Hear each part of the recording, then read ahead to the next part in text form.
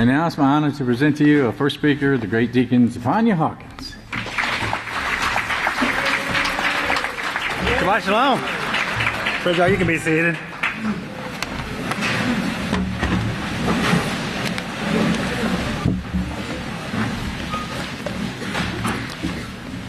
We've got another message from heaven. This one is awesome. This one's done in the clouds. I saw this formation. I was driving home. Just got off of work. I was driving home. And I saw this formation, so I stopped. I took a picture of it. And this took the whole west skyline. I took a picture of it. I jumped back in my car, went on home, and forgot all about it.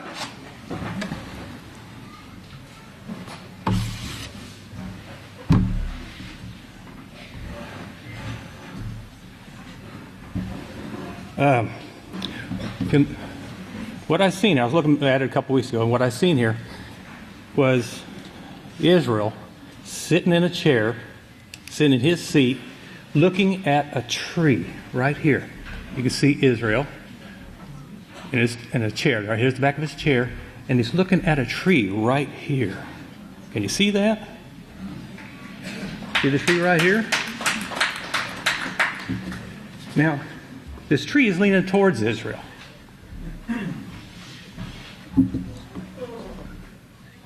See that tree? It's leaning towards Yisrayl, and it's leaning away from this dark house.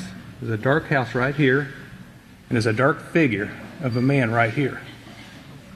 And this house is not Yahweh's house, it's a dark house. And this tree is not the tree of life. You'll notice right here, the light is coming from Pastor's position, from his seat, from his position. And this tree, it's not the tree of life. It's not us. Because look behind Pastor's seat, right here. The little donkey colt. See the little ears? There's his nose. Right there's the backpack. Standing behind Pastor. Now, it's hard to remember and to keep in mind that this was done with clouds. Tiny kingdoms of microorganisms working at Yahshua's command. Now, this tree right here is a picture within a picture.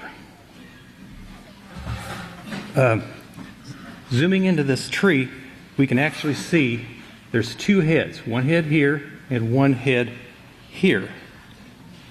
And on the side of their heads are images that represent their characters. Now, I had to draw this out because it's really difficult to see. I'm going to try to split screen this. Okay. Now, right here, on this man's head, you can see on the side of his head there's a soldier. And he's bent down on one knee, right here. He's bent down on one knee, and he's looking towards Yisrayl. He's got a backpack on, and it's as if he's waiting on Yisrayl, looking towards Yisrayl, waiting for deployment. Now, on the side of the woman is a rat. At the side of her head right there is a rat. See the rat's head right here. Very difficult to say. She is in the dark, and if you'll notice her facial features, it's cat-like. Very cat-like. And that is representation of stealthy, sneaky. And the rat on her side means she can't be trusted. She's tricky. Now notice also that the man is on the right side of her.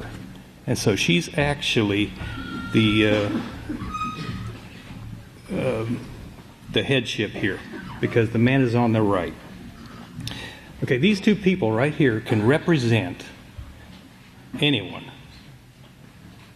Any weak-minded person that's not firmly rooted. But this is how Yahshua brought this.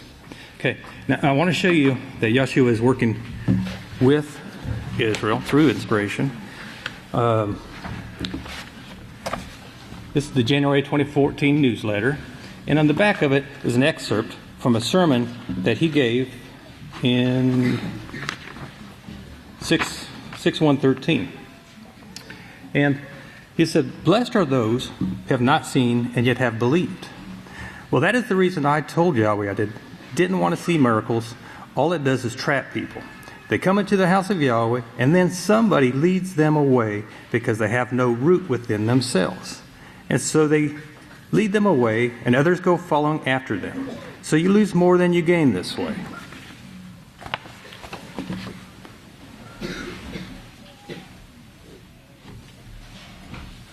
Right here. Before I explain this, turn to 2 Timothy 3:6. 2 Timothy 3:6 real quick. And Yeshua is backing up in this cloud, backing what Israel said in this cloud picture here. But 2 Timothy 3:6, "For they are the sort who creep into the houses of Yahweh and lead away silly women who are loaded down with sins, captured by various lusts." Now right here.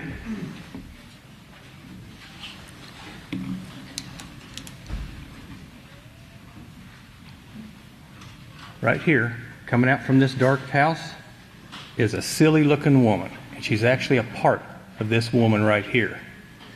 See right here? This silly woman. And in her left hand right here is a root. It's been ripped out. That's her left hand. In her right hand, you can see the larynx, the windpipe of this man right here that had the character of a soldier. And you can see the severed arteries right here, the neck right here. There's no surviving that. This man, life is lost. There's no one going back to the house of Yahweh. He's unrepentant. What this is, this woman here actually took this man out of the house of Yahweh. Or if he was coming to the house of Yahweh, his life is lost. He's not coming. He's unrepentant. Yeshua's miracles don't trap people. Like Israel had said. So who's setting these traps? Another rat. Two of them.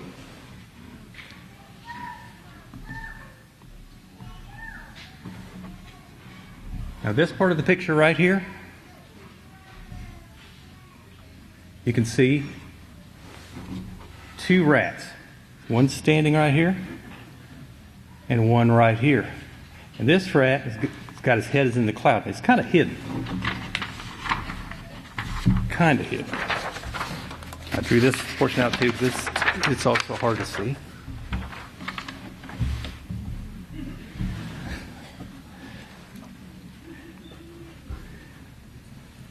Okay. The rat standing behind that has his head in the cloud, he's kind of hidden here. He has given up his seat right here. He's given up his seat, and he is standing behind this rat that's sitting like a pharaoh, and he's watching from behind. Does that sound familiar? And look at this rat's zinger of a tail. Okay, now, down here, we see a little man right here. And he's in an awkward position here. The rat has got his foot on his head. Yeah.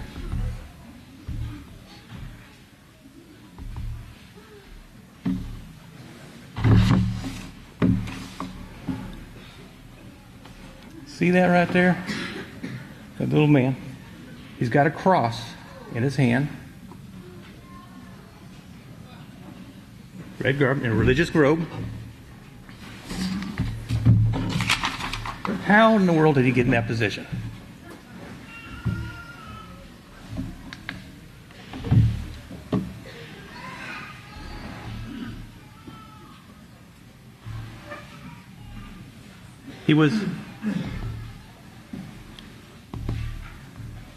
Is that going?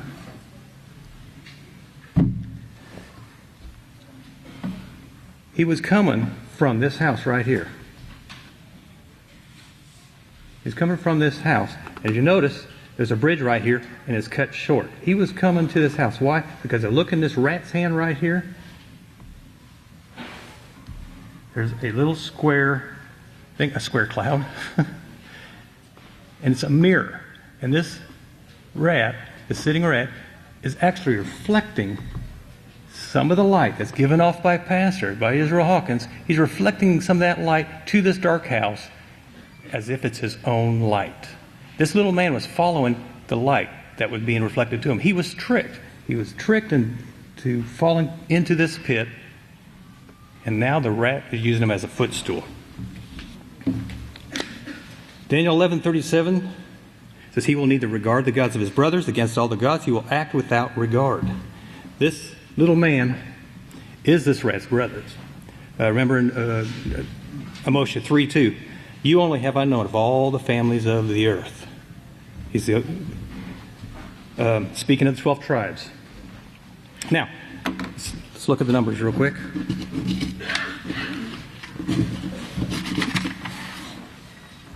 See if the numbers line up. Always do it the same way. Picture number, picture size, picture time, picture date, hour, job number. Okay?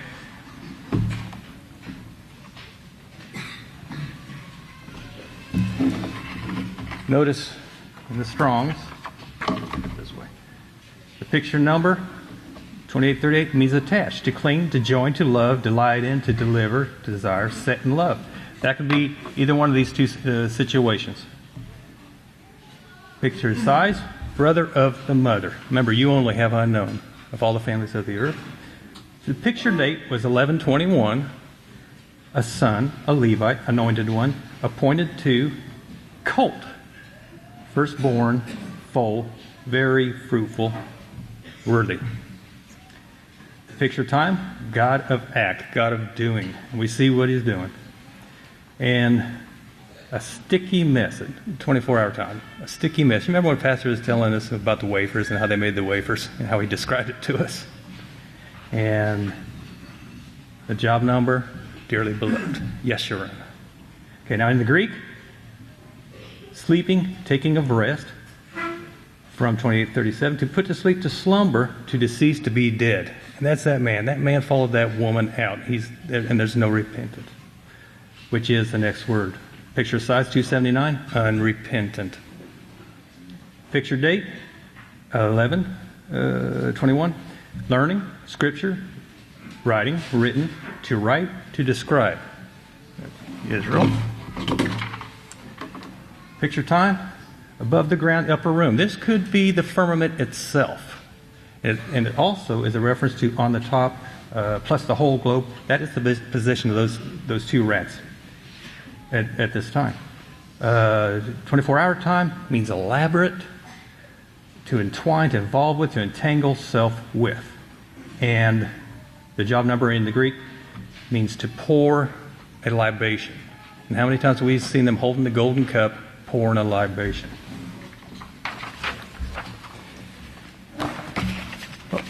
That is an awesome miracle that Yahshua used to back up what Israel had said 5 months prior to it.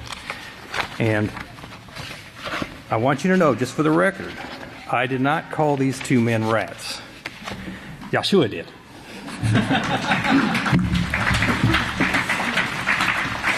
And if all the donkeys' colts will please stand.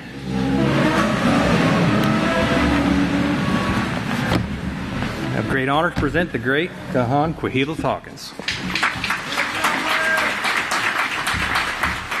Praise Yahweh. Shalom, saints of Yahweh. May the peace of Yahweh be with each and every one of you. You may be seated. Now, wasn't that truly awesome? Praise Yahweh. Do you believe in Yahweh? Praise Yahweh. Well, let's look at law number 1, because today we're going to rehearse some things that we've been taught from the very beginning. So the things that we cover today are things that we already know. I just want to rehearse these things so that we can continue to prove to Yahweh, to show Father Yahweh that we trust in him with our whole hearts, and then make the necessary choices in our lives to bring honor and glory to Yahweh's name, just as we're being taught here in these last days. So on page 61, we're going to take a look at law number 1 in Exodus chapter 20. We're going to start here in verse 2. I am Yahweh your heavenly Father who brought you out of the land of Egypt, out of the house of bondage. You shall have no hinder gods at all. They are in opposition against me. You shall not make for yourselves any carved image, an idol, in the form of anything in heaven above, or on the earth beneath, or in the waters below. And so I want to bring your attention to what Pastor taught us and is still teaching us. How do we make ourselves either in the image of the gods or in the image of Yahweh? Because Yahweh said that I will make mankind in my image according to my likeness. Okay, and he has a specific way of doing this. He allows us to learn his laws, his statutes, his judgments, his ordinances in order to conduct ourselves the way that he conducts himself. And so what I want to bring to your attention is the fact that knowing the name of Yahweh alone isn't enough. Okay, knowing the name of Yahweh alone isn't enough. And I'm not saying that to bring down Yahweh's name or anything like that, because knowing Yahweh's name is extremely important. But when you consider it, knowing the name of Yahweh is not enough. There's people in the world that know the name of Yahweh, but what are they doing to bring honor and glory to Yahweh's name? Nothing. Absolutely nothing. So that's what I mean by just knowing the name of Yahweh isn't enough. Okay? Look at just look up to verse 25 here, Exodus 19:25, and we're going to read this portion again here. So Moshe went down to the people and spoke to them, and Yahweh spoke all these words, saying, I am Yahweh your heavenly Father, who brought you out of the land of Egypt, out of the house of bondage. You shall have no hinder gods at all. They're in opposition against me. You shall not make for yourselves any carved image, an idol, in the form of anything in heaven above, or in the earth beneath, or in the waters below. So you see the difference there when we read and let the scriptures interpret scripture. We see here that Moshe was teaching the children of Israel about Yahweh. Okay, because they had no idea what they were doing. They were worshiping the gods of Egypt, just like we were before Pastor said, I am Yahweh to you. Remember he said that? I am Yahweh to you, and you must be Yahweh to me. So we're learning what to teach, and then we're teaching what we learned. But the difference is that we have a teacher, okay, a teacher teaching us about Yahweh and what it is that we need to do. And the world doesn't have that. They don't have a righteous teacher. They do have a teacher, but they don't have the one that Yahweh sends to teach them. So this is the main thing that I want to talk about today, believing in the one that Yahweh sends. Okay, remember what Yeshua said. Let's not turn over to that. But in Yachanah chapter 6, verse 29, part of believing in Yahweh is believing into the one that Yahweh sends, right? Y'all remember that scripture? Is that new, or are we just rehearsing still? We're rehearsing. Right? Because we know that we should believe into the one that Yahweh sends. And we're going to continue to search the scriptures to prove the faithfulness of Yahweh and being able to trust in everything that Yahweh says. Let's take a look at Daniel chapter 2. Let's take a look at Daniel chapter 2. Because before I really get into the scriptures pertaining to the last day's witness, I really want to show you the awesomeness of Father Yahweh. And I'm not going to be able to show you all of the awesomeness of Father Yahweh in a little bit of time that I have, but just a couple things to get you to start thinking about this. Let's start in Daniel chapter 2, and we're going to start in verse 1. Okay, and again, we're rehearsing what we've already learned from the one that Yahweh sent to teach us about him. In the second year of the reign of Nebuchadnezzar, Nebuchadnezzar dreamed dreams that troubled his mind and robbed him of sleep. Then the king commanded the magicians, the astrologers, the sorcerers, and the Chaldeans to be summoned in order to tell him what he had dreamed. So they came and stood before the king. The king said to them, I have dreamed a dream, and my mind troubles me to know the meaning of the dream. Then the Chaldeans spoke to the king in Aramaic, saying, O king, live forever. Tell your servants the dream, and we will give you the interpretation.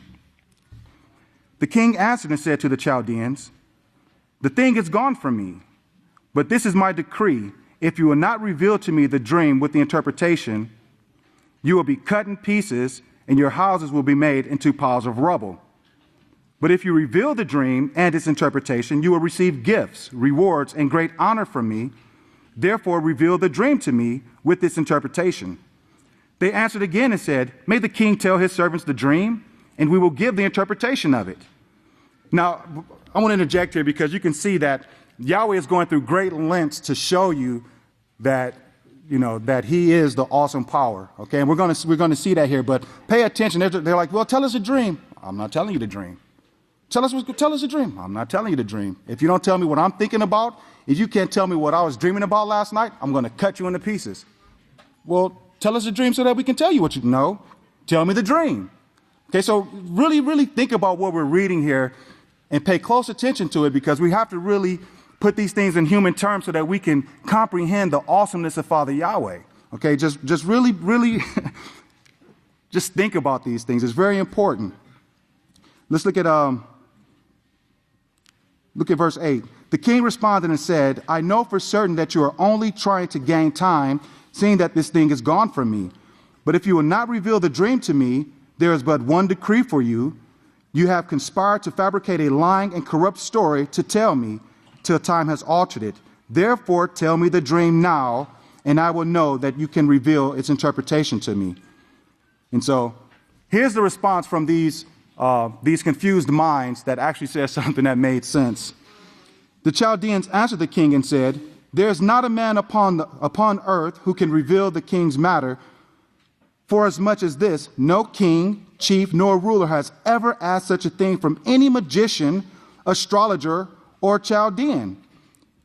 And it is such a difficult thing that the king requires, and there is none who can reveal it to the king except the gods whose dwelling is not with flesh."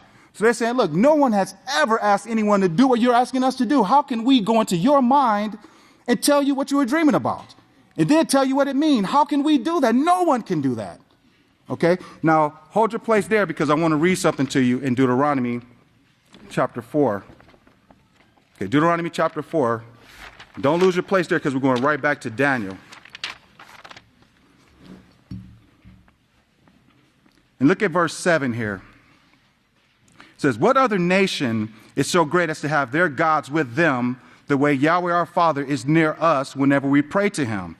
And what other nation is so great as to have such righteous statutes and judgments as are in this body of law, which I set in front of you this day?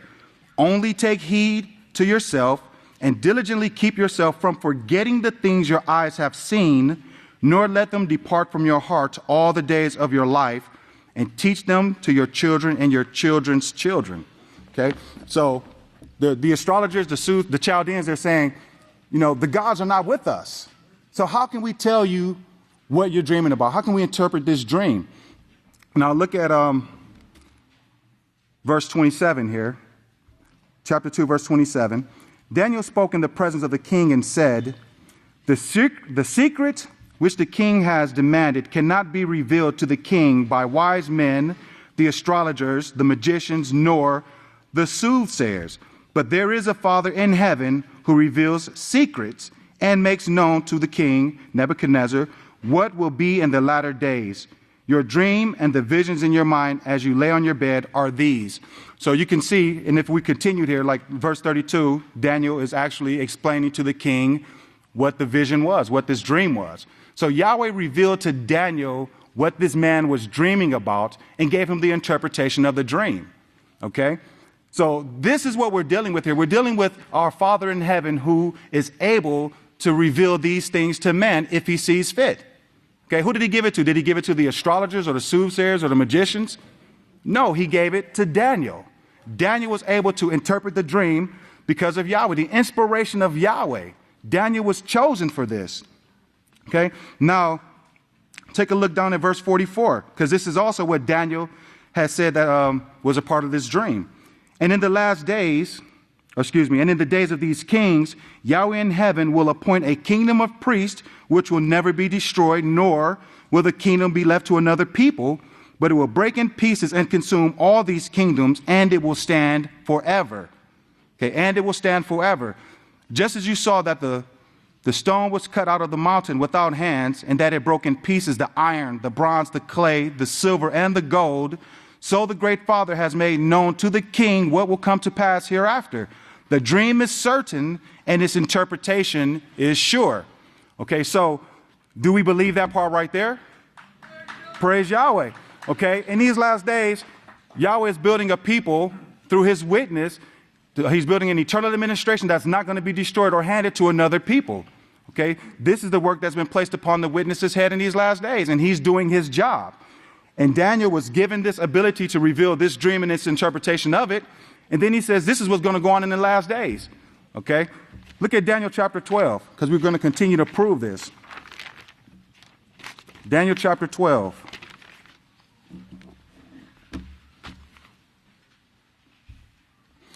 Let's start in verse 5. Then I, Daniel, looked, and behold, there stood two others, one on this side of the bank of the river, and the other on the other side of the river. And one said to the man clothed in linen, who on that future day is teaching, how long will this be, or how long will it be to the end of these wonders? Then I heard the man clothed in linens, who on that future day is teaching, when he held up his right hand and his left hand toward heaven, and vowed by him who lives forever, that it will be for a time, times, and a half, when Yahweh will have accomplished, pouring his power into his holy people, all these things will be finished. So, who did Daniel see here clothed in linen on a future day teaching? Yisrayl Hawkins. So, Daniel revealed to the king his dream and the interpretation of it, and then Yahweh allowed him to see a man on a future day teaching the laws of Yahweh, building his kingdom, because remember, Yahweh just showed him that, look, Yahweh's going to appoint a kingdom of priests and it'll never be destroyed. And then he saw the man clothed in linen teaching on that future day. But look at verse 8. So I heard, but I did not understand. Yahweh stopped him right there. Okay. So here's a man that actually was able to understand what another man was thinking, but then Yahweh cut him off. Okay. He cut him off. Why? It's for the protection of the house of Yahweh, for the protection of the work and the witness. Okay. Because if Yahweh revealed everything, then I would have put the witness in danger. So Yahweh gave Daniel what he needed, and he's given us what we need in these last days to know who the witness is. Praise Yahweh. So I heard, but I did not understand. Then I said, oh, my ruler, what will be the end of these things? But he said, go your way, Daniel, for the words are closed up and sealed until the time of the end. Okay, until the time of the end. So you'll have people that may say, well, Yisrayl Hawkins is only doing that because, that's what the scripture says, blah, blah, blah, blah. He's not really fulfilling prophecy. But did not Yeshua do the same thing? Did not Yeshua say this was done in order to fulfill what was spoken about the prophet Isaiah, or by the prophet Jeremiah, or by the prophet Yekeskia, or whatever?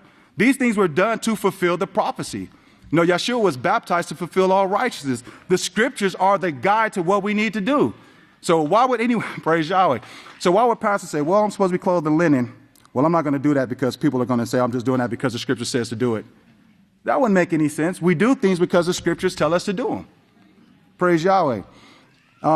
Another example that I want to use, I don't want to read it for the sake of time, but remember Yekeskia was having visions as well, right? And Yekeskia was taken to the great mountain of Yahweh, and he saw several things there. He saw the temple mosque, and then he saw a dividing structure, and then interesting enough, he saw a man measuring taking the measurements for the temple. Who did he see? Yisrayl Hawkins. Okay, did he actually go over there and then take the measurements according to what was written in Yekeskia? Yisrayl Hawkins. So we have Daniel, who saw the man clothed in linen, and we see Yekeskia saw the man taking the measurements for the temple. Okay, so we have to ask ourselves, do we believe and trust in Yahweh? Praise Yahweh. Okay, praise Yahweh. Let's turn over to Isaiah, because time really goes fast, so I may be speeding up a little bit. You can get the tape. So let's turn to Isaiah chapter, well, actually, let's go to Yachanan first. Yachanan, chapter 5. Yachanan chapter 5, because we were just talking about how Yeshua did things according to the scriptures, according to the things that were written of him, and I really want to tie this point in here. On page 820, let's start at verse 39. No, let's start in 41. I do not receive honor from men, but I know you, that you do not have the love of Yahweh in you. I have come in my Father's name, but you do not follow me. Let another come in his own name, him you will follow in order to obey. How can you believe when you accept honor from one another, but you do not seek the honor that comes from Yahweh only? Do not think I will accuse you to the Father. There is one who accuses you, Moshe, in whom you trust. For had you believed Moshe, you would have believed me, for he wrote about me. But if you do not believe his writings, how will you believe my words? How will you believe the law and the prophets? So you see, if you don't believe the law and the prophets, then there's no way you can believe into the one sent, because they said we must believe into the one sent. This is part of the work of Yahweh. This is part of building up this eternal administration to govern the kingdom of Yahweh forever. Now look up to verse 39. It says, search the scriptures, for in them you think you have eternal life, and these are they which testify of me. But you will not come to me that you may have life. Okay? So what's so hard about seeking the one that Yahweh sends and being completely obedient to what's being taught? Okay? It's our own carnal mind. It's us choosing not to do what's right and seeking after our own will. Let's go up a little bit further here. Let's look at 36. Verse 36. But I have testimony even greater than that of Yachanan. The works which the Father has given me to finish, the same works that I do, they testify on my behalf that the Father has sent me. And the Father himself, who has sent me, testifies on my behalf. You have neither heard his voice at any time nor seen his shape. Now, there's a lot of things in there, but for the sake of time, I want to point out that Yeshua says, the works which the Father has given me to finish. Okay, so Yeshua has a work that he needs to finish. Did he already finish that work? No, that work is not done. Okay, now Yeshua is not working alone in this finishing work of Yahweh, is he? No, he's not. Turn over to Revelations chapter 10 on page 977. Revelations chapter 10 on page 977. And we'll look at verse 7. It says, in the days of the voice of the seventh Malach, when he will begin to sound, the great secret of Yahweh would be finished, as he declared to his servants, the prophets. Okay, so we can see that Yeshua and Pastor, our high priest Yeshua and Pastor, are working together to bring a finishing part, to finish this great work of Yahweh and building this eternal administration so that all of us will possess the righteous character of Yahweh so that none will suffer. Okay, no one's going to suffer once Pastor and Yeshua is done with the work of Yahweh here and building Yahweh's character in each and every one of us in this house. Okay, that's a promise to all of us. Okay, and we have those two great examples here and two great men that's working on our behalf to bring us to perfection. All we have to do is let them do their work. We have to let them work in us. Okay, now let's look at Isaiah, and let's start in chapter 43.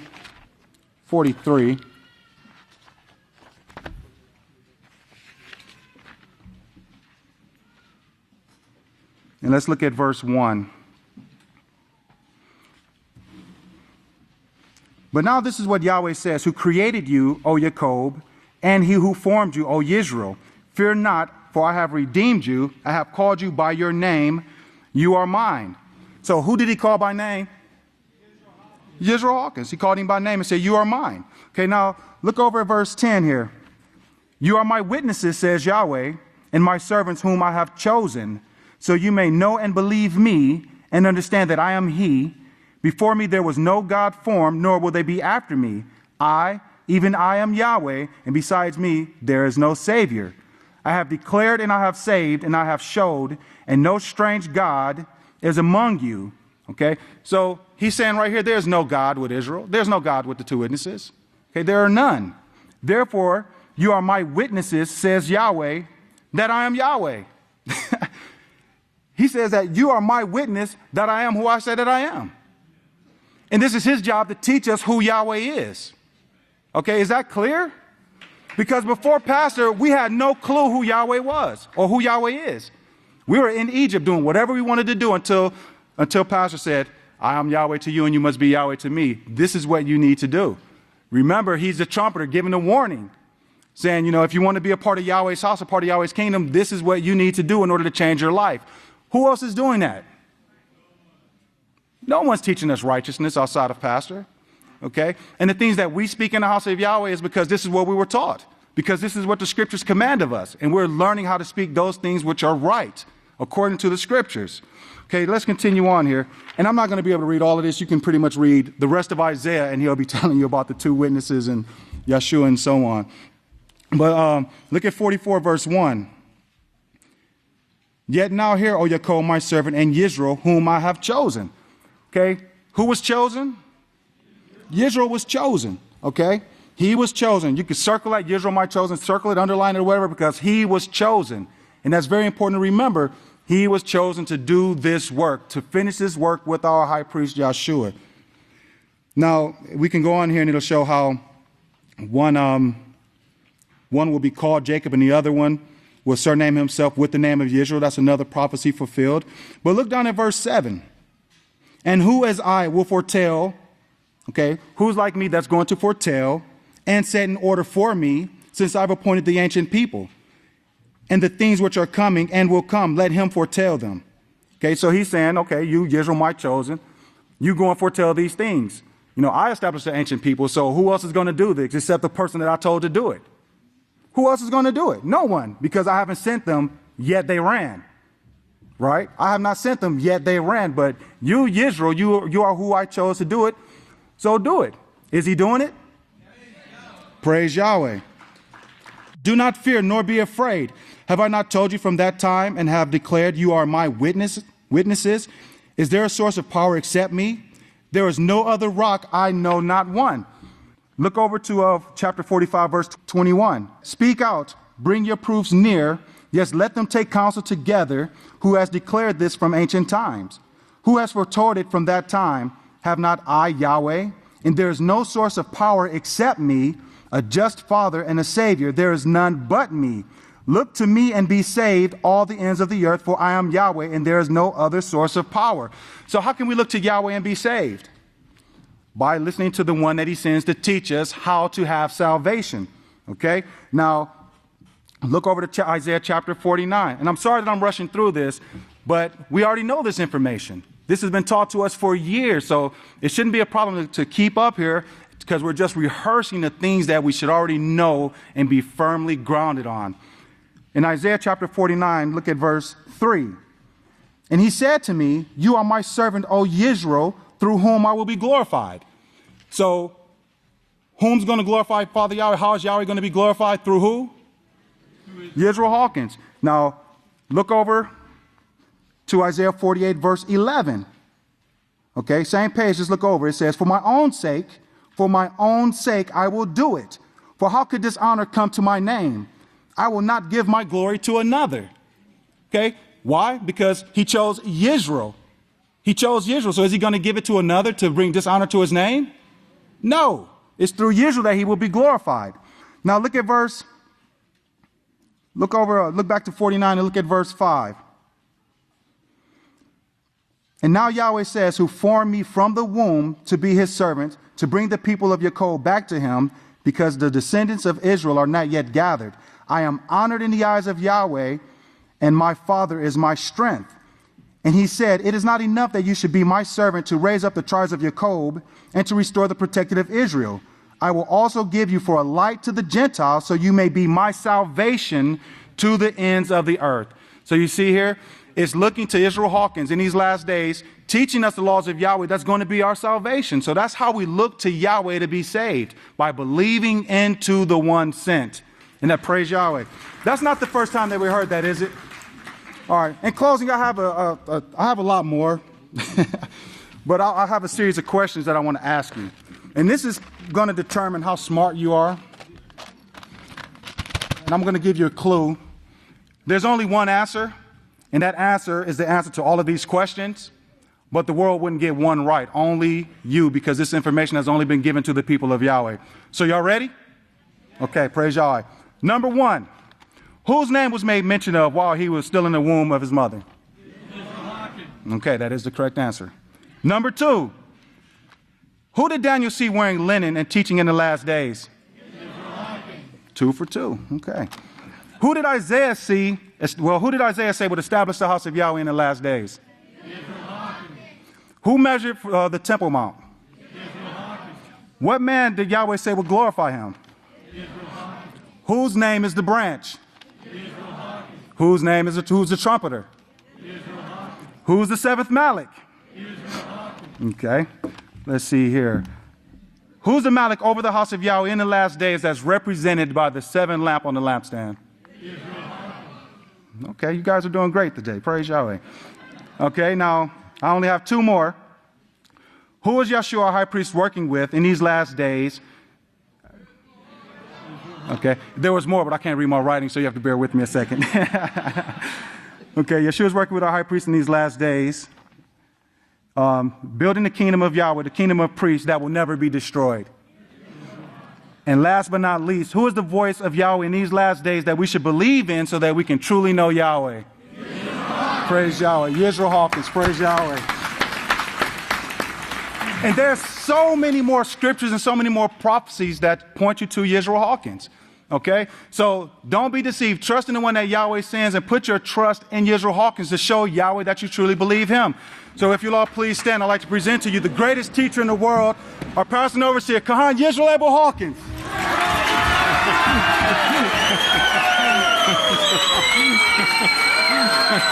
Shalom, everyone. Come on. Now, with it. Praise Yahweh. You may be seated. There was something. Oh, the suit. May the peace of Yahweh be with each and every one of you. I've got to show you a couple of things here for Passover. Can you take that out, please? Now this is linen. It's actually made of 100% linen. Praise Yahweh. We got them available. They're cheap.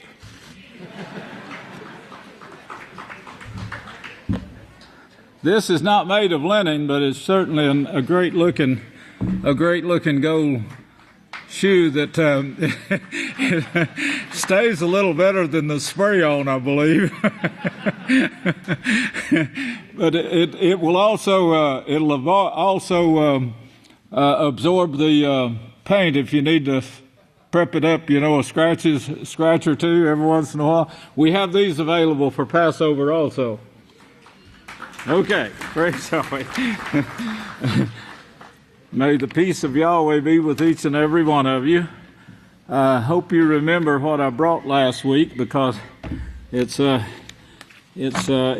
you can understand this now, if you can understand what we're trying to do here, you'll understand why Yahweh had to create his house in these last days, reestablish his house in these last days. He offered unto man the tree of life, and of course they rejected it. So then he says they'll never submit to this like this. So he created a priesthood. This was not a second thought, it was the original. A priesthood that he could prove, and of course that priesthood would be ever in unity with him, forever 100% in unity with him, not allowing sin ever to get in again and take shape like it's taken shape now. Right now we've seen sin multiply for 6,000 years, and then in this last generation, as Yeshua showed, because of iniquity, doing away with the law, then sin has taken a big leap. It's abounded in this last generation, and there's things now that the scientists are doing that is actually proving what we brought out. Now, someone's actually gave the date. I believe they said in '87. When I brought out that the STDs was mixing with the genes of mankind, and of course they're actually changing the genes, and of course this is multiplying to the point to where a virus now becomes a cancer or a tumor, and it can be in any part of your body. You can be born with it. Then there's kingdoms of these bacteria that actually find them a place to hide in your body and raise young, and they live there until your body is weakened to the point where they know they can move out and take the army that is fighting another battle somewhere else in your body, and then they can take over your body. And it is that simple. We are making progress. Latest press releases, most read within past 30 days. Can you guess? You were saying it a while ago. Yisrayl Hawkins. Yisrayl Hawkins says, we got evidence here. This is the most read within the past 30 days. Yisrayl Hawkins tells Pope how the Vatican's role is linked to the curses mankind is suffering in news article. Most read in the past 30 days. That's above every other article. They gave a list about 10, and we're there. So we know that we're reaching out, and this is globally. The truth be known. And the truth is what we've brought upon ourselves is, and what we contribute to each time we sin. That's the reason we've got to stop sinning, totally. Because you contribute to this ready mix, as one scientist put it. We got a ready mix concoction floating around in the heavens. Yes, they're finding out now that, yes, it's in the heavens. Like we told them, how many years ago did we bring this out? That this is in the atmosphere. You're breathing it. It's in our water supply. And we're putting more of it there each day. And our firmament can't do its job anymore correctly, so we're having big time droughts. We're having snow and ice where, we're not even supposed to get snow and ice. We had an earthquake last night where we're not even supposed to get earthquakes. And one of our people called me this morning and told me that they were in bed and the bed started shaking back and forth, and they were actually awakened to this early this morning, where earthquakes are not even supposed to be. We have weather extremes everywhere we look now. We also have gonorrhea acquires pieces of DNA, of human DNA. Let me read that again. Gonorrhea, it's a STD. And it actually acquires. It's now to where it can take a bite out of your DNA and make it part of itself. Now that same gonorrhea now, they're saying, is drug resistant, which means it's kin to every one of these things that they're using to fight it with. It's kin to the human being. If you think of a scripture, we don't have it translated properly yet, but now listen to me. Come on now, listen. If you think of this scripture, the prophet said that the time was coming when a person could kill maybe a lamb or a beef, and it would be like killing a dog. Right now we have pieces of dogs in our body. We have generated in our bodies from all of this sin and this piling up of the sins. We have generated bacteria that take our DNA or take a dog's DNA and get into your body and mix it. That's what we're facing here, and the scientists are calling it evolution. You're seeing a form of evolution. Well, it is evolving. You can bet your boots on that. And I've been telling the world this now for about 50 years.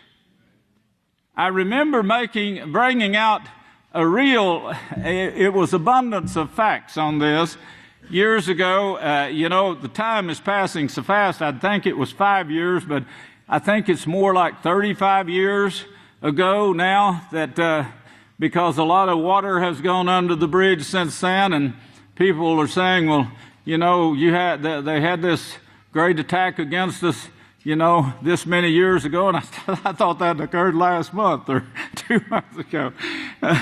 Time is passing fast. You look in the mirror and you see all this gray hair, but my eyes have not dimmed, and neither has my pace slackened. As Moshe said to Yahweh when he said, let me take these people on, let me do this job. That was after he says, no, don't get somebody else. And then he says, no, later, 40 years later, he says, no, let me do it, I can do it. That's exactly what I want to do. First evidence of gene transfer. Now, this is the first evidence for science. It's not the first evidence shown in Scripture. That's where we got it, from the Scriptures, that this was taking place. First evidence of gene transfer from host to pathogen offers new view of evolution. And the scientists are just now finding this out now. A direct transfer of DNA has never been recorded from humans to bacteria. Now, this same bacteria enters dogs, it enters cats, it enters everything on earth, pigs, you name it.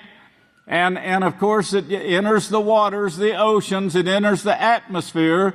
It's latching on to everything. It latches onto everything, and it rapes it. And of course, it makes it a part of it. Makes it a part of your body when it gets in your body. Until now, Northwestern medicine researchers have discovered the first evidence of a human DNA fragment in a bacterial genome, in this case, necessary gonorrhea. Now, gonorrhea, if you don't know it, is an STD. And they used to think nothing of it because they thought penicillin would kill it. And I said, are we sure that it's killing it? It's like syphilis. I said, are we sure that it's killing it? We sure that it's not surviving and just hiding in the body like syphilis? Well, of course we weren't sure. Well, we know now we weren't sure. And we know that this has become stronger now, and it's resistant to everything on the market. We don't have anything to cope with it now, meaning it's kin to everything on the market. You can't take your defense from your body if it's part of your body. That won't fight against it because it's part of it. You see what they've done? Through sin. And in this generation, when we've stockpiled it, we've stockpiled a ready mix of it. I hope you understand this, because this is what sin brings when you let it get in. When you let it creep in, that's the reason Yahweh said, guard this and keep it. Don't let it change. That's what he said to Adam. Well, of course, Adam didn't do it. Gene transfer appears to be a recent evolutionary event. The discovery offers insight into evolution as well as gonorrhea's nimble ability to continually adapt and survive in its human host. Gonorrhea, which is transferred through sexual contact, is one of the oldest recorded diseases and one of the few exclusive to humans. And of course, when they invented penicillin, they thought they had it whipped. Well, of course, we're taking this to the world. We're letting it be known that sin is what's bringing this. Yes, sin. If we'd followed the laws of Yahweh, we wouldn't have gonorrhea, or we wouldn't have STDs, period. We could wipe it out. The House of Yahweh could wipe out gonorrhea and syphilis and AIDS and everything else. You know, if they would have listened to me 50 years ago, we wouldn't have it today in the world. If they'd have listened and followed Yahweh. But of course they didn't. Gonorrhea steals. Another article, they're all coming out with this now. Gonorrhea steals DNA from humans. It steals it, steals their DNA, and then it uses it to attack them with. On the average, about 5 parents,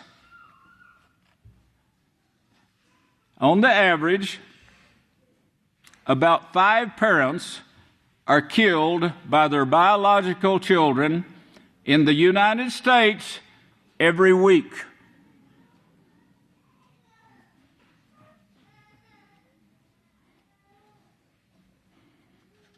Well, what would that have to do with the price of eggs in Germany? Children dealing with violent rage. It tells the story of a boy 18 months old. He goes into rages. He bites on things. He hits them with his fist. He tries to destroy. He tries to tear up rags with his teeth. What does this sound like to you? Sound like a human?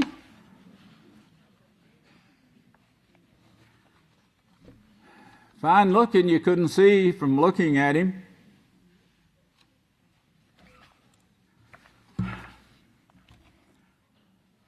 They put him in his room. He tears up his room. He tears up his bedding, his clothing. He goes into rages, like a bulldog, maybe. Are you getting the point, scientist? You scientists out there, I just read what causes this, what is causing it. Now look deeper. Look deeper and you'll see the brain is infested with whatever. It may be coming from anything, maybe a fighting bull. You know, they use these bulls in the pits too, like they used to use lions to kill people with. The children it says children of age 13 or less prosecuted, that's 50 children, over 50 children age 13 or less, prosecuted for attacking their parents in London. So this is all over, not just the United States, but all over the world. The children who beat up on their moms and dads, more than 50 kids under 13 have been prosecuted for attacking their parents in London alone.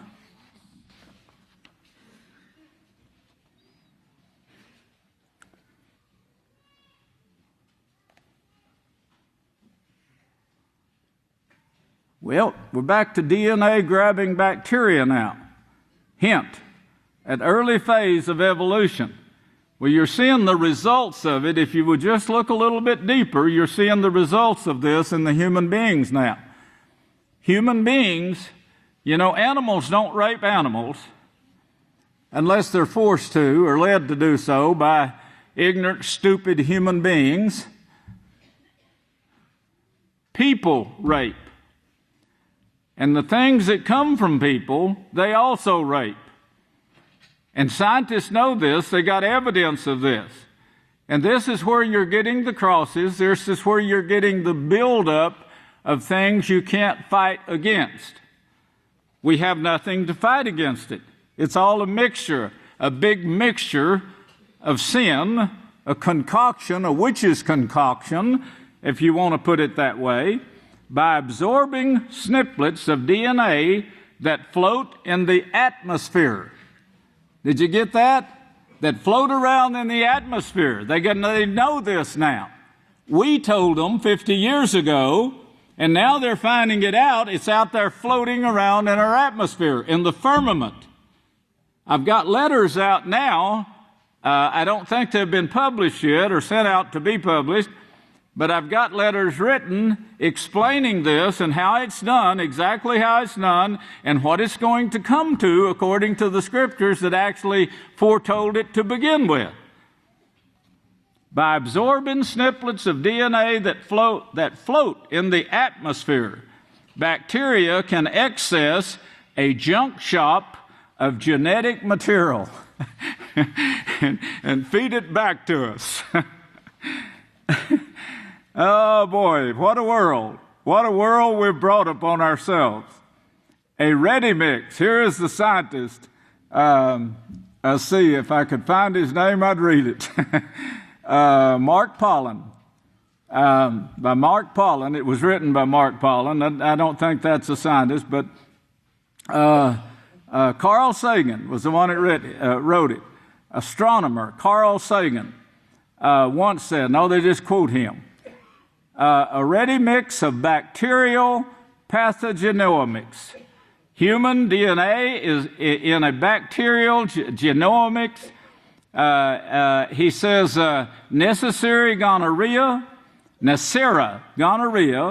but the most exciting scientific report for those that overturn one's assumptions and force one to realize that there are more things in heaven and earth than were ever dreamt. Where did they get that? Somebody got one of our letters, maybe 50 years ago, and the tests are now coming out.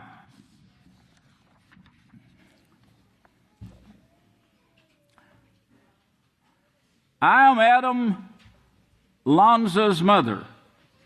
When parents are afraid of their children. This is a great story of how this boy, the symptoms that they saw, and of course what the child did. This same child has also threatened her with a knife so many times that she kept tableware containers for the day she has to collect all the sharp objects in the house. Nothing really helps, she says. Nothing really helps. No, they have no answers. They're groping in the dark for answers, but they have none. We're the only ones that have the answer, and it's still being rejected.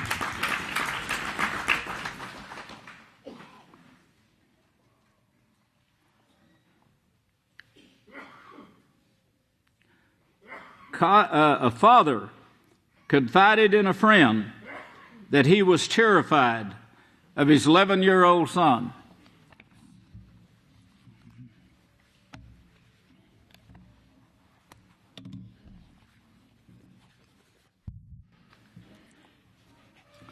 On this week, yesterday in fact, we released a news article. Hawkins said Valentine's Day. You've got to read this. Now, what would Valentine's Day have to do with all this killing, all this attacks by children being born to where they're like raging dogs, can't control their actions? Israel Hawkins says Valentine's Day has a deeper, darker meaning. You've got to read this.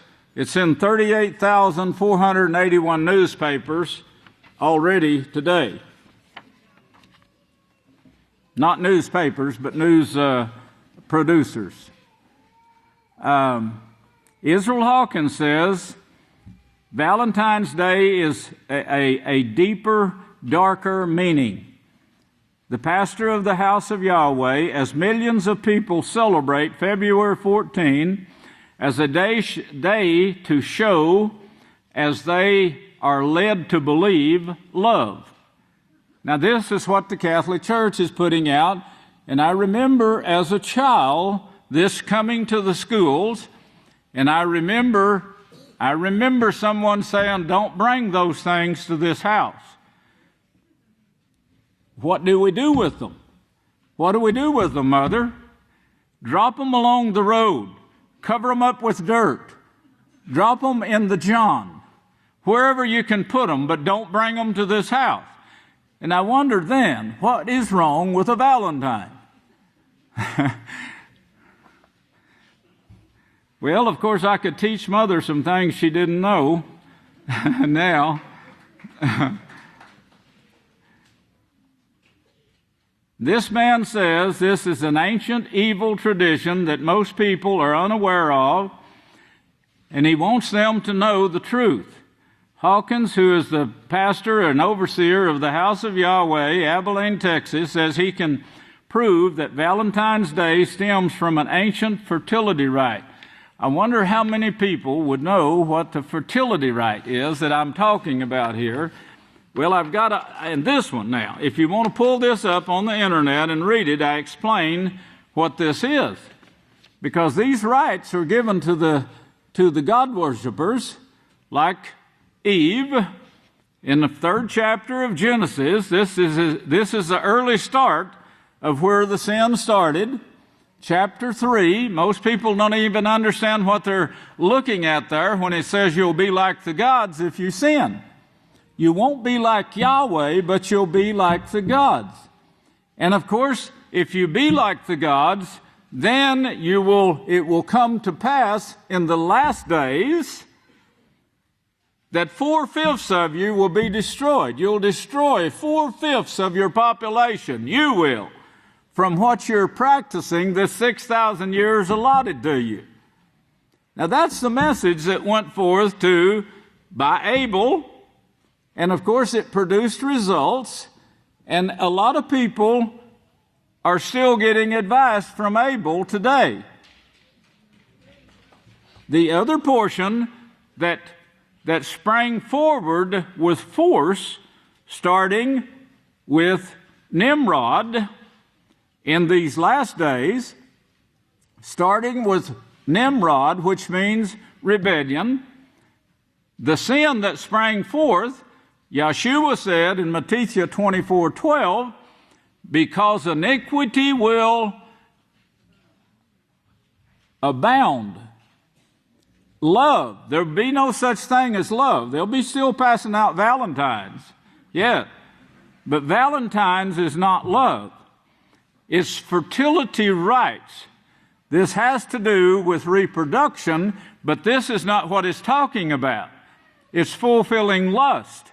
And the raping of little children are rites, fertility rites. That's just some of them. Any evil that you can imagine, and every evil that you can imagine. In fact, you couldn't exaggerate it enough to cover what the Catholic Church has brought forth from Nimrod. And of course, the Catholic Church is Nimrod today. That's the rebellion. Rebelling against Yahweh's laws and the iniquity that Yeshua said will abound, because iniquity will abound in the last days. Then he says in the last generation. Well, the way iniquity abounded, of course, was the knowledge was increased. They got the computer to where they could bring forth television, also the internet. You know, the internet was invented in 1934. You know, that's how we're reaching the world. 1934. Did you know Yisrayl Hawkins was invented in 1934? So the House of Yahweh could be invented in 1934 also? Yes. Praise Yahweh. All of you were foreknown at that time, by the way, by Yahweh. That's His doing. Well, of course, the sin. This article right here, it says, this was sent to me by TNT Plumbing. That's Truth and Truth. It used to be Truth and Prophecy Lane. Well, it's Truth and Truth Plumbing Company. Truth and Truth Plumbing Company. Says, Japan professor. He says, I won't eat any more seafood. I've changed my entire diet. Refuses to buy any fisheries product from any part, anywhere in the country, after bringing a detector to the store and learning actual radiation levels. Scared him. Scared him really, really bad. In fact, he says he's moving from there. I could tell him it's as bad anywhere else. It's equally as bad anywhere else as it is there, but these things that you're going to have to... Now, this is all part of sin. The only reason I'm bringing you this is to show you this whole bundle of wax here that we're looking at, that we're facing. Nervous system tumors. All has to do with the same thing. Nervous system tumors. Now, we just saw the Mad Dog Boys who tear the beds up with their teeth and beat holes in the walls with their fists, and they become very strong, they said in that article. He becomes very strong, stronger than you could ever imagine a small child to be. Nervous system tumors.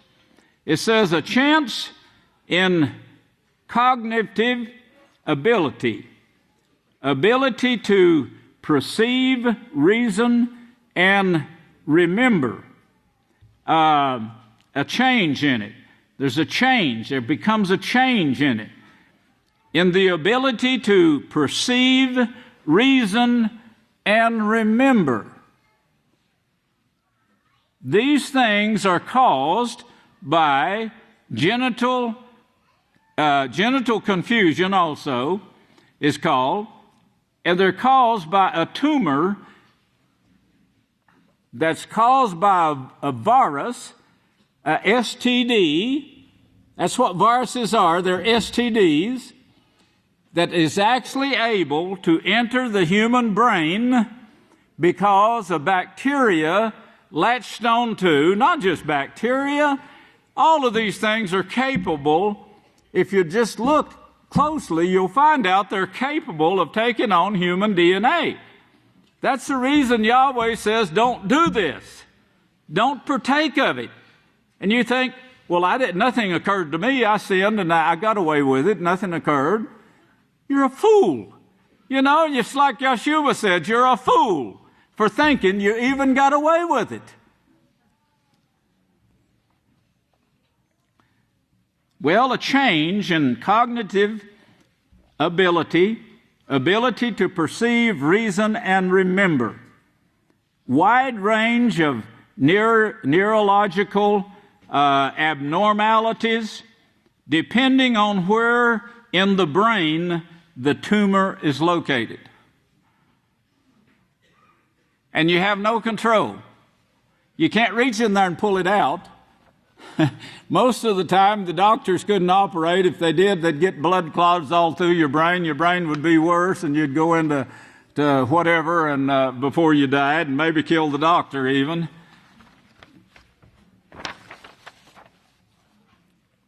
Nervous system tumors. Those who have nervous system tumors. Change includes changes in personality or mood, lack of initiative, poor judgment, depending on where the tumor is located, difficult for some folks to engage in abstract reasoning, difficult for you to reason with. They get to the point to where their brain is not working, so you can't reason with this child who's chewing up his bed like a bulldog.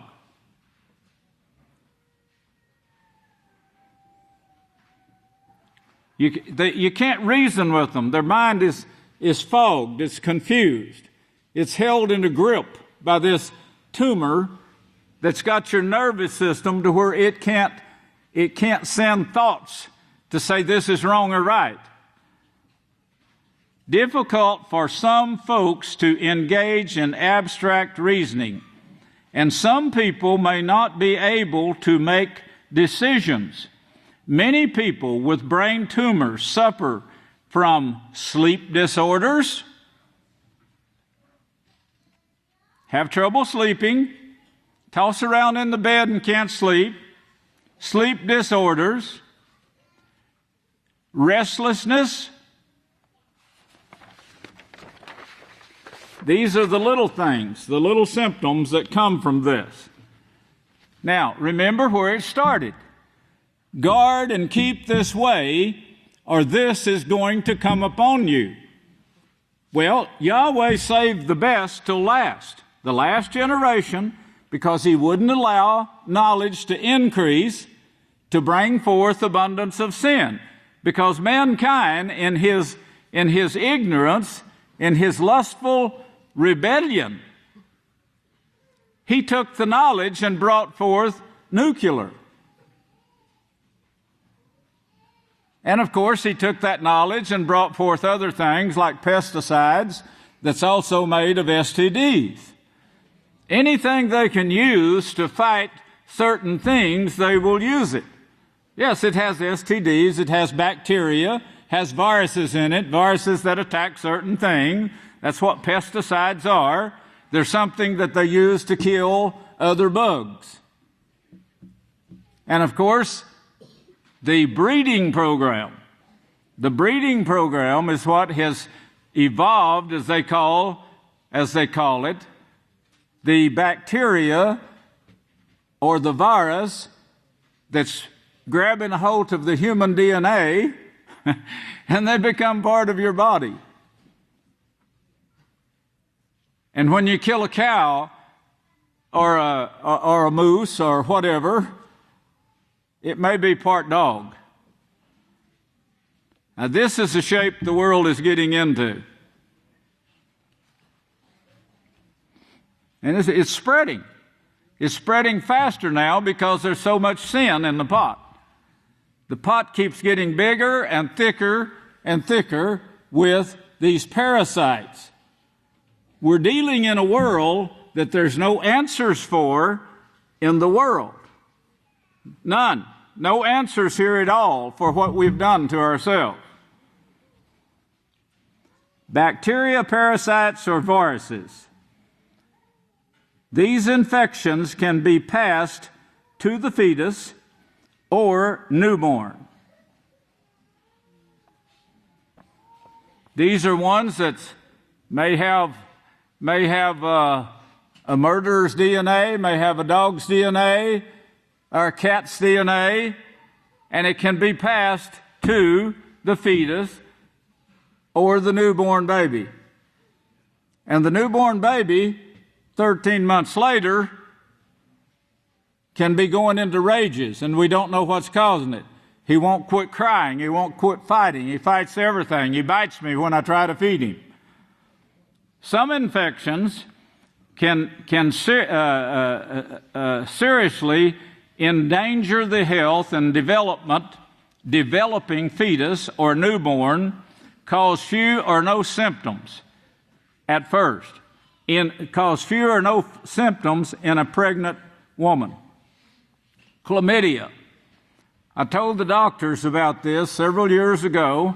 They knew nothing about chlamydia. And I said, this is a bug that's newly created now. And I said, I fear it because it leaves lesions everywhere that it travels. And the doctors knew nothing about it. 5 doctors in the house, and none of them had heard of chlamydia at that time. At that time, the stage was over here, on this side of the building. I don't know how many years ago, but I remember I was standing over there at that time when I told everyone that. Chlamydia. And they'd never heard of it, but it's a sexually transmitted, created God, newly come up, and wherever it travels, it leaves a cut in the flesh, opening the flesh up for other bacteria or viruses to enter and cause tumors. Wherever in the body it goes, whether it's in the brain or whatever organ it's in, it leaves the same lesions for their other soldiers, their other gods to come and enter the body. Chlamydia. Infection is a sexually transmitted disease, STD. Got that? Okay. Cytomegalovirus. a member of the Nupervirus family. It is transmitted through infected blood, saliva, that is, kisses. The world started that with the movies. That is, the unholy kisses. Infected blood, saliva, urine, which they're pouring into the lakes now. You knew that, right? They're so-called recycling the water, and they're saying, well, we can get up to 97% of it out of the water. so you'll only be drinking 3%. I'll give you a hint as how strong that is. By a can of Swanson's chicken broth, and you'll see it says 99% fat-free, meaning you got 1% fat, the rest water. This has got 3% and the rest water. Taste of Swanson's, and you'll see how strong the lake water is with it. Infected blood, saliva, urine, other body fluids, called CMV, is a common infection, very common now, and in babies also, comes with the baby comes with the virus. Newborns who have contracted CMV in the womb may have no initial symptoms.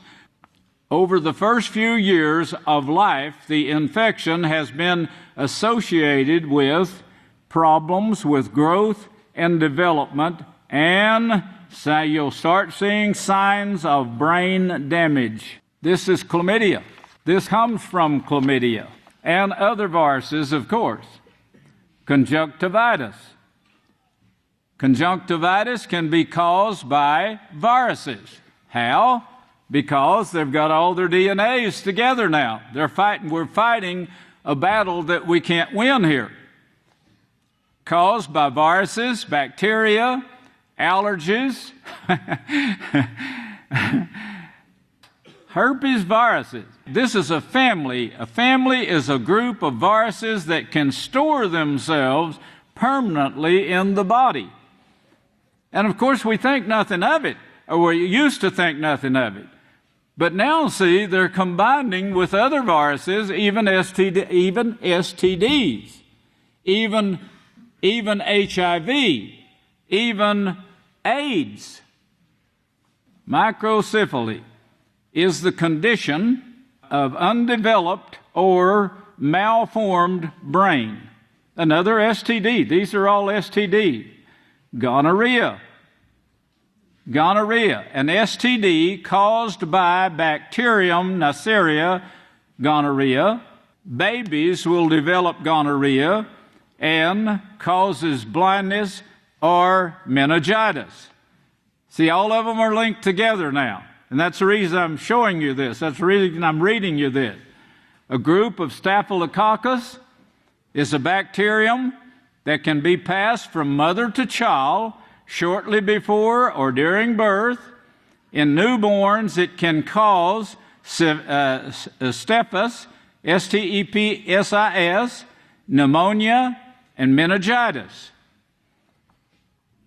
Hepatitis, inflammation of the liver, another bacteria now, another STD, and passed on in that manner. Inflammation of the liver with viruses and bacteria and a number of other non-infection medical conditions. 90% of newborns infected with hepatitis B at birth will develop chronic hepatitis, although newborns may not have symptoms. Herpes. Herpes is another one. It's another STD, herpes simplex virus. Is sexually transmitted. It's passed to babies who have contact with these lesions during birth. Herpes virus infection can involve the lungs, the brain, and other organs. more widespread infection in the infant can result in permanent brain damage, mental retardation. Meningitis is an inflammation of the meninges, membranes that surround the brain and the spinal cord, caused by infection with a virus. Well, this is what we've cooked up for ourselves, and that's not all. But I'll end with that one right there, because I want to get Tiffany Kelpeet in this story. We just saw her sentenced to 30 years in prison. That really solved the problem, didn't it? For all of Abelin, they showed how brilliant they were. And the jurors they picked and the judges they chose, and the jury didn't even know what they're doing or why they should do it or what they're trying to do. The jurors said, I think a lot of other people should have been involved in this, should have been involved in this trial. So the truth was never brought out. What caused this woman to do this thing? Well, it's taking place throughout the world right now. She neglected her child. Why?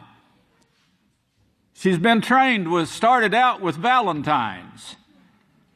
That's her training. Hollywood. The Hollywood movie stars taught her what to do. Of course they did. They taught her what comes first in your life. What is your priorities? Go out and have fun, the Pope said. Go out and experience men, the Pope said. Bring your babies to us. We'll take care of them. Well, of course, it's this rebellion that we're seeing throughout the earth. If you turn over to Isaiah, I want to end with this. Isaiah 24. You're a fool, popes, if you don't believe this, and I know you don't. You will, because you're destroying yourself with these same sins. In Isaiah 24, Yahweh says that Yahweh allows the earth to become emptied. Why is he allowing this? Why is he allowing babies to suffer? Why is he allowing children to kill their parents?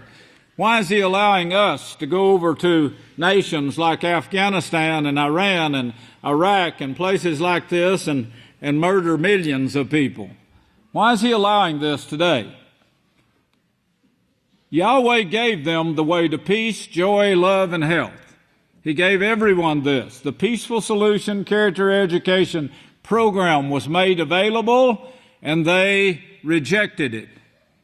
So Yahweh said, in order to bring forth a kingdom that will stop this in the universe, I will have to allow them to experience sin and what it will bring. And I'll put the universe, the earth here, as a movie theater for the universe to watch and see.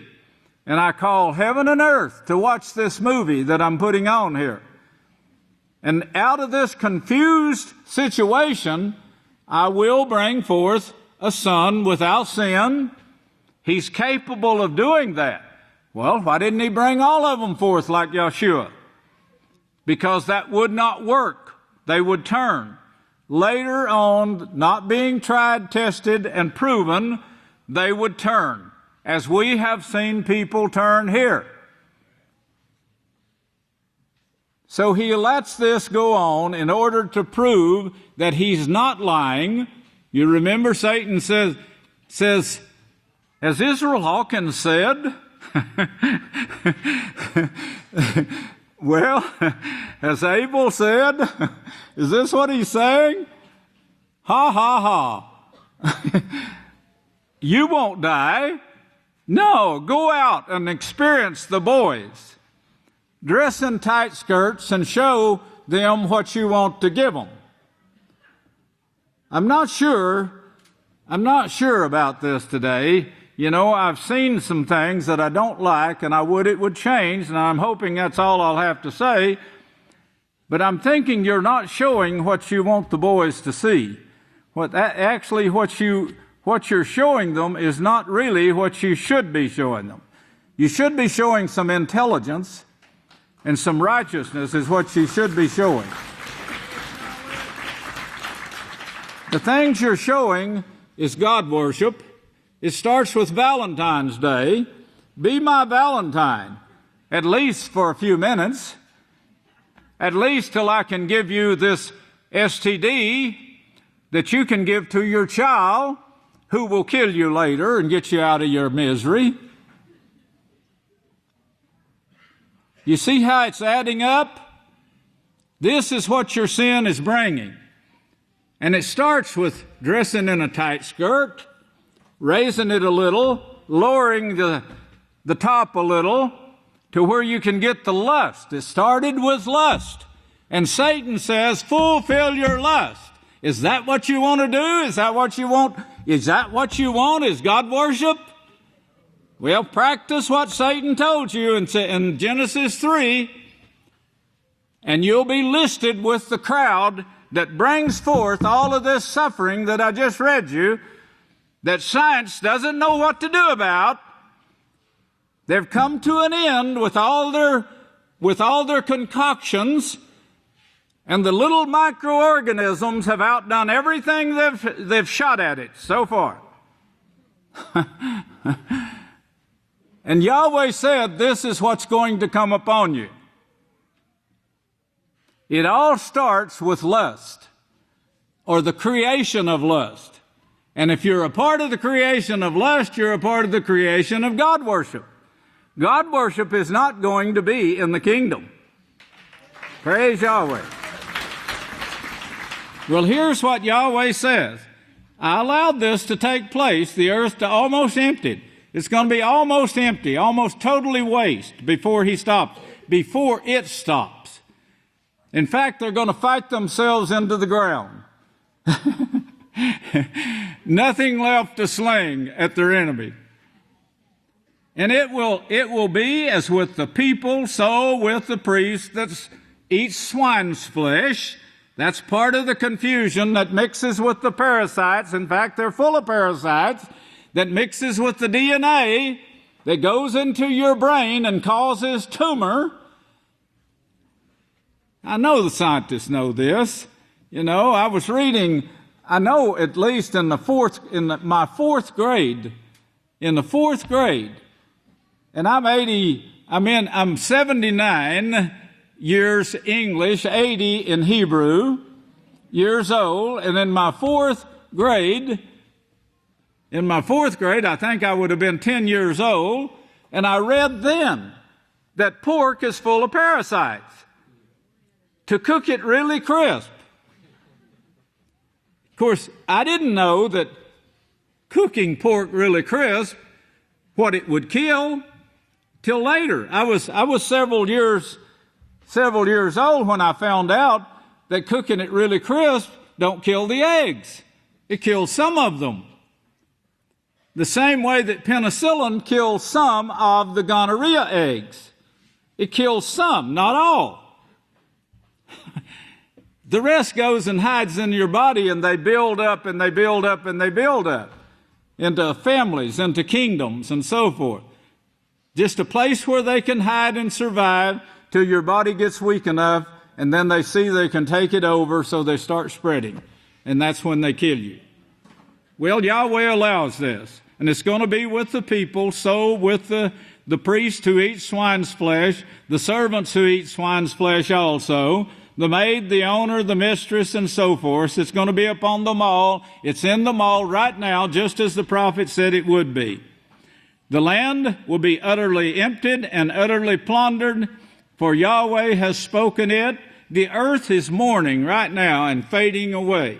We're in the last generation, the last part of the last generation, and any fool can look at the articles that's on the internet right now and see this. If you don't get distracted by God worship and the lustful pictures that's on there, I've never looked. I don't even open a computer. But I tell everybody who does, guard yourself. because Satan has a lot of temptations on that computer, I'm told, of all kinds. And people are sitting up in their bedroom now watching that instead of this, something that would really help them. The earth is mourning and fading away. The world mourns and fades away. The haughty people of the earth languish. This is how they're doing it. By the buildup of sin in this generation, everybody is suffering something right now. It could take your life. It could drive you crazy. You could grab a gun and start killing your mother and daddy or whatever. The earth is out of control. The earth is defiled. The inhabitants of the earth are defiled because they have transgressed the law. They didn't guard and keep the way that Yahweh said to keep. And because of that, Yahweh said, go ahead, have your way, and I'll show you what it brings, and I call heaven and earth to witness what your way is going to bring. They changed the ordinance. Who did this? The religions. The religions follow the gods. They don't follow Yahweh. They changed the ordinance. They transgressed the laws. The religions are teaching this all over the world. Jesus did it for them. Jesus changed the laws, they said. Well, it was the Pope that changed the laws, Constantine. Before that, they were called rabbis, that is, lords, masters. They destroyed the temple. They took the temple by force. Then they destroyed the temple, moved the artifacts to Rome, where they still rule, but under a different name, universal, where they worship all the gods. That gives them the fertility rights and gives them a valentine showing that they gave them these fertility rights, where they can do any sin they want to do, and they're immune from the death penalty. That's what they're teaching them. Of course, it's all a lie. It's all a lie. The world is full of one big lie. That's the religions. And Yahweh said, in the last days, I will establish my house, and it will take the message of the kingdom to the world, which turns the hearts of the fathers to the children, and the hearts of the children to the fathers. Which one you want? A world where the children hate their parents and want to kill them? Or where there's love between parents and children? What a blessing. Because of this, he said, this curse has devoured the earth, and they who dwell therein are desolate. Therefore, the earth is going to be burned, and few men left. Verse 10 calls it the cities of confusion are broken down. Houses are shut up, quarantined. If you look on down to 17, fear and the pit and snare are upon you, O inhabitants of the earth, the whole earth, and it will come to pass that he who flees from the noise of the fear will fall into the pit. There's no saving you. There's no saving you. Yes, you fear, you run to the hospital, they give you a shot that makes it worse. They cut on you and make you worse.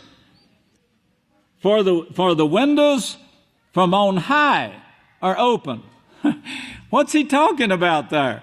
He's talking about your screwed up firmament, where your bacteria has invaded everything in your atmosphere, where it's floating around with your DNA. So when you breathe it and you got a lesion coming from a chlamydia, then it enters your body, goes into your brain. It's also attacking the bacteria that float around that makes the rain droplets that lets us have rain from the firmament. It's attacking them too. It's breeding them, crossbreeding with them. These are the things that's going on in our universe right now, in our atmosphere, and on earth, and in your bodies right now. Everything that I've mentioned here is going on in your body right now. From on high are open, and the foundations of the earth are shaken. The earth is utterly broken down. The earth is dissolved clean. The earth is shaken exceedingly. The earth will reel to and fro like a drunkard and will sway like a hut. The transgressions of it are heavy upon it. It will fall and rise no more. Well, that's the prediction of Yahweh, and we can see pretty well that it's taking place right now all over the world. It's not getting better. It's getting worse. We're seeing it. We're seeing the results of it. We're seeing our top leaders that don't know what to do about it. They sentenced a woman whose fault it was not for neglecting her children. They sentenced her to 30 years in prison. I hope they don't take the children, the rest of the 2 children that's left alive, and give them to the Catholic priest to torture. I hope they don't do that. They may. You know, this is a sick, sick world that we're living in. Orphanages, if you read about them, you'll find out some things that you don't want to see. It's very horrible, everything. There's nothing clean in the world today except the house of Yahweh. May Yahweh bless you, and I'll turn the services back to the next leader. I love you.